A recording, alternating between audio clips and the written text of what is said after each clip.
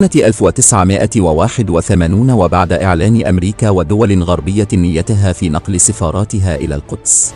مباشرة، وبعد سماع هذا الإعلان انطلق صدام حسين مع حمايته الخاصة إلى الرياض، وفور وصوله قام باستقباله الملك خالد بن عبد العزيز، وبعد السلام طلب منه ورقة وقلم، فاستغرب الملك خالد من الطلب وطلب من أحد الحاشية تلبية الطلب على الفور، فكتب صدام حسين بخط يده: اجتمع ملك السعودية ورئيس العراق وقرر قطع العلاقات مع أي دولة تنقل سفارتها إلى القدس، وإيقاف إمدادات النفط، وإلغاء كل العقود،